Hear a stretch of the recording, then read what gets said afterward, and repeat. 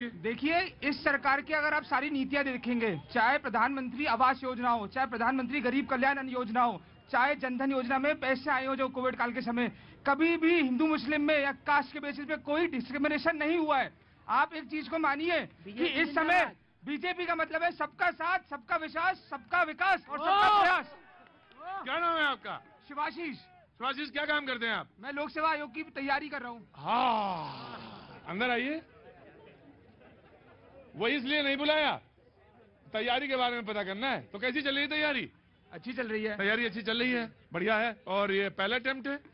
जी, मैं अपना Rajasthan state RPSC दे चुका हूँ, उसमें मैंने मेंस दिया था। हाँ। अब मैं उसका सेकंड अटेम्प्ट फिर से दूंगा। सेकंड अटेम्प्ट है। क्योंकि जब आप पॉलिसीज पे बोलने लगे तो मुझे लगा कि ये आदमी पॉलिसी पे कैसे बोल रहा है, इसके मतलब इसने पढ़ा हुआ है। जी, तो बहुत बहुत शुभकामनाएं, बढ़िया करते रहे। आप मौजूदा व्यवस्था पे क्या कहना चाहेंगे? पहला सवाल आपसे यही है कि देश की जो राजनीतिक मौजूदा व्यवस्था है, उस व्यवस्था पे कोई टिप्पणी आपकी क्या है, और बेहतर सुशासन कैसे संभव है, और कैसे हर हाथ को काम, और वो जो हाशिए पे बैठे हुए लोग हैं उन तक पहुंचे, ये मैं आपसे जानना चाहता हूं। ये सवाल यही बताएंगे क्योंकि ये यूपीएससी की तैयारी कर रहे हैं, आने वाले ब्यूरोक्रेट हैं। इस देश की शासन व्यवस्था में अगर आ गए तो ये बहुत बड़े अफसर बनेंगे, और अगर ये अफसर बनेंगे तो इनसे जानना बहुत जरूरी है कि हर हाथ, हर आदमी को समानता के साथ ये कैसे देखेंगे, ये जानना बहुत जरूरी है। क्या नाम आपका? शिवाशीष। शिवाशीष, आपको पहले तो बहुत शुभकामनाएं। Now you answer the question. Sir, सबसे पहले महात्मा गांधी ने कंसेप्ट दिया था सर्वोदय का, कि हर एडमिनिस्ट्रेटर को ऐसा डिसीजन लेना चाहिए जो आखिरी पंक्ति में खड़े हुए आखिरी आदमी का भी भला करे। तो सबसे पहले एडमिनिस्ट्रेटर को सर्वोदय की भावना से काम करना चाहिए। उसमें जो एक कॉलोनियल लेगेसी जिसे कहते हैं कि हम सबसे बड़े हैं, सुपीरियर कॉम्प्लेक्स, उसका त्याग करना चाहिए। तीसरा सर, हमें इफेक्टिव सर्विस डिलीवरी के लिए जैसे अपना ई गवर्नेंस, आरटीआई, इससे करप्शन कहीं ना कहीं डाउन होगा। और सर, आज की मौजूदा व्यवस्था में एक इंडिया में इशू है, सोशल इशू, कि कहीं ना कहीं सोसाइटी में डिवीजन जरूर हो रहा है। मैं ये नहीं कह रहा हूं सर कि आज की गवर्नमेंट कर रही है कि नहीं कर रही, बट सोसाइटी में डिवीजन है, ये एविडेंट है। आप देख लीजिए, चाहे बीजेपी के कोई एमपी हो, चाहे संसद अपना समाजवादी पार्टी के भी आज एक सांसद है, मैं उनका नाम बोल रहा हूँ, टी हसन सर नहीं, एक और है, उन्होंने आज ये बोला था कि कोरोना नाम की कोई चीज है ही नहीं, ये तो बीजेपी का एक वो है। आप इतनी सीरियस ग्लोबल कैलामिटी को आप कह रहे हो कि कोरोना नाम की कोई चीज नहीं है। आप देखिए, आज भी एक रिपोर्ट आई है कि चाइना में, बीजिंग में एक दिन में करीबन 11,000 लोगों की मौत हुई है। ये एक सीरियस इशू है। तो कहीं ना कहीं मैं लोगों से कहता हूं कि जैसे भी आपने भी पहले कहा कि हम प्लीज रिलीजियस मुद्दों को छोड़िए, आप social conditions, political conditions, economic condition, सबकी इक्वलिटी कैसे हो, उस पर बात कीजिए। क्या बात है। ऐसा एग्जामिनेशन तो शायद ही आपको कहीं मिले कि 1000 लोगों के बीच में एक सवाल पूछा जाता है, बड़े कॉन्फिडेंस के साथ आप जवाब देते हैं। यकीन मानिए, आपका सिलेक्शन तो जरूर कभी ना कहीं होगा। बिल्कुल। और कुछ कहना चाहते हैं?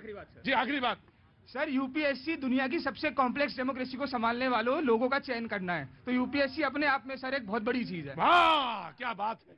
और वो तमाम सारे जो इंस्पिरेशन है उनको सामने लाना भैया जी का भी काम है, और ऐसे जो तैयारी कर रहे हैं उनका, जी बहुत उतावलापन है, गजब का उतावलापन है। ये उतावलापन बहुत गड़बड़ करता है। राजनीति में तो बहुत ज्यादा उतावलापन ये गड़बड़ कर देता है। देश सेवा में लगे हैं बहुत ज्यादा। क्या क्या काम किया हमने? देश सेवा में मरने के लिए भी तैयार हैं। और मरने के लिए तैयार। आइए, पहले मौत ले लें आपकी, यहाँ पे आइए। ऐसे लोग कहाँ मिलेंगे हमको जो मरने के लिए, आइए यहाँ, मरने के लिए तैयार हैं। आइए। क्या नाम है आपका? मेरा नाम प्रिंस गौड़ है। प्रिंस गौड़, तो आप मरने के लिए तैयार हैं? बिल्कुल, पूरी तरह से। जीने के लिए नहीं तैयार हैं? जिएंगे भी। तो जीने को कहिए कि जी हाँ चाहता हूँ, और काम मैं बताऊंगा क्या करना है। क्या काम करते हैं साहब आप? मैं देश सेवा करता हूँ सर। देश सेवा करते हुए। रहने वाले कहाँ के हैं? मैं यूपी का रहने वाला हूँ। यूपी में कहाँ से? जिला रामपुर के। जिला रामपुर। राजनीति आपके खून में है? बिल्कुल नहीं है सर। मैं समझ गया साहब, कोई बात नहीं। राजनीति तो अच्छी बात है, लेकिन आप मरने के लिए तैयार हैं? मैं सर समाज और अपने देश के लिए मरने के लिए तैयार हूँ। अच्छा। अगर जो देश की कूटनीति जो ये कहते हैं ना कि आज करोड़ों जो हिंदू, जो मुसलमान लोग रह रहे हैं वो हिंदुओं के भाई हैं, तो आज मेरी बहन श्रद्धा के 35 टुकड़े नहीं होते। इस तरह की सोच है आपकी, है ना? बिल्कुल। चुनाव अभी लड़ेंगे या थोड़े दिन बाद? जिंदगी में सर जीते जी अभी चुनाव नहीं लड़ूंगा मैं। पक्का? पक्का। तो ये बस समझ लो जी गए तुम, क्योंकि ऐसे ही लोगों की जरूरत है। और सुनो, झूठ बोलना नहीं। जो यहाँ झूठ बोला तो गड़बड़ होगा।